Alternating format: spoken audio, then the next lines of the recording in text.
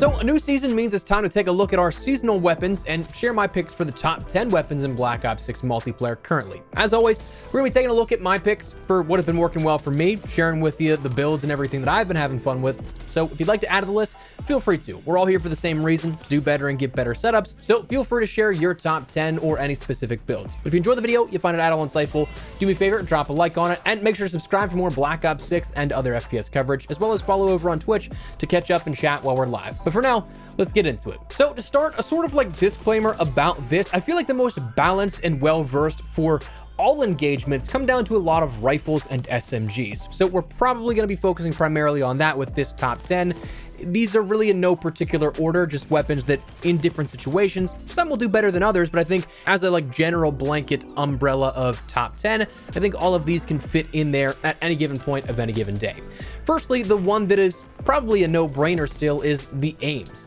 This, statistically, it's got the lowest of the headshot multipliers, but the control on this recoil-wise is unreal. It's so easy to control, and it's got a decent fire rate, so it balances out to the point where I think, personally speaking, it's one of the easiest weapons to do well with, whether you're a veteran or you're a brand new player. As always with our builds here for this, the way we have Gunfighter, it really comes down to personal preference on how you want to kit this out, whether you want to take 5 attachments or an 8 attachment build, but I'll suggest throughout this video both 5 and 8 attachment builds for each of the weapons. For the AMES 5 attachment, I really think it comes down to if you want more control versus a little snappier nature in the build. Honestly, the AMES is so easy to control to begin with that it's not a big deal if you take the snappier build over the control build, but for that control build, I'd recommend the Kepler Microflex Compensator Reinforced Barrel, Extended Mag 1 or 2, and the balanced stock. Or again, if you want a little bit of that snappier nature to it, I'd recommend the Microflex Reinforced Barrel, Extended Mag 1 or 2, the Quick Draw or Commando Grip, depending on if you want that sprint to fire speed, and then the recoil springs. But the 8 attachment build is where you can kind of get a little bit of everything, so it's not as detrimental. So honestly, a lot of fun to play around with the 8 attachment version. For that, I'd recommend the Kepler Microflex Compensator Reinforced Barrel, Vertical Foregrip, Extended Mag 1 or 2, the Quick Draw or Commando Grip, balanced stock, and the recoil springs. This giving you a bit of everything, the best of all different worlds. Next, the XM4 is another old reliable weapon here, which you know my position on it. It hasn't really changed since the launch of Black Ops 6 here. It's one of the easiest to pick up and use, right up there with the AMES. For this, the class I'd recommend is the XM4 with 5 attachments, the Kepler Microflex Reinforced Barrel, Vertical Foregrip, Extended Mag 1 or 2, and the recoil springs. 8 attachments, I'd recommend, again, a little bit of everything here. Kepler Microflex Compensator, Reinforced Barrel, Ranger Foregrip for a bit more speed there, Extended Mag 1 or 2, the Commando Grip, the balanced stock, and the recoil springs, giving a bit more of, again, your movement speeds, your horizontal and vertical recoil controls, and one that's just really easy to pick up and use. Now, the Cypher 91 is the next weapon that I'd add on this list, and while I don't think it's the best option for rifles, in fact, it might be kind of a hot take to have it in the top 10, like probably bottom 3 of the top 10 overall, I do think it's a lot of fun to break up the monotony of what was, again, this meta for MP the last few months, what we just talked about of the AMES and the XM4. Like, pound for pound, the Cypher 91 is not as versatile or not as good as the AMES of the XM4, I'd say, but it does have some really interesting attributes that situationally can make it a weapon you'll find success with. Like, the pros, the damage range and bullet velocity are insanely good. Like, if you play for medium range at all and you're accurate, you're going to be golden with this. In fact, it has the best max damage range of all the assault rifles. Additionally, it has above average on all handling stats, and the movement speeds are the fastest of rifles. While on the flip side, the cons, the initial TTK or time to kill is not great, but with a headshot mixed in, it is competitive. But then you also have to factor in it has the slowest full auto fire rate of a rifle. So a bit of an oddity, but still a very competitive rifle that's a nice shakeup and something new to play around with, which I'm always for that.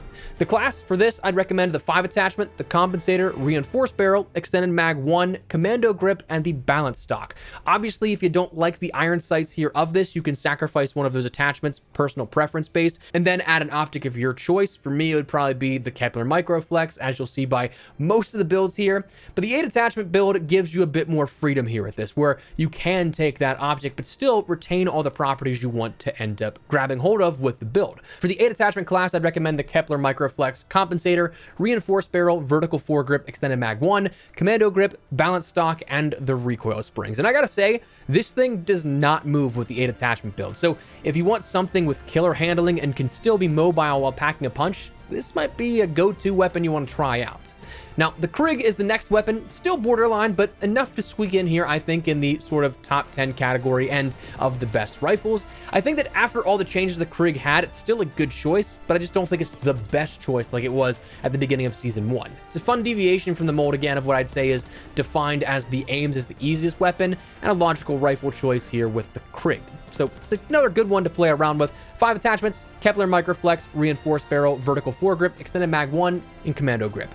8 attachment: Kepler Microflex, Ported Compensator, Reinforced Barrel, Vertical Foregrip, Extended Mag 1, Commando Grip, Combat Stock, and Recoil Springs. Now let's jump over to some SMGs here. The old reliable was, and to me still is, the Jackal PDW. Whether you're a veteran or a brand new player, again, this is going to be one that is insanely easy to use, insanely easy to do well with. For the 5 attachments, I'd recommend the Reinforced Barrel, the Ranger Foregrip, the Ergonomic Grip, the Balance Stock, and the Recoil Springs or Overpressured.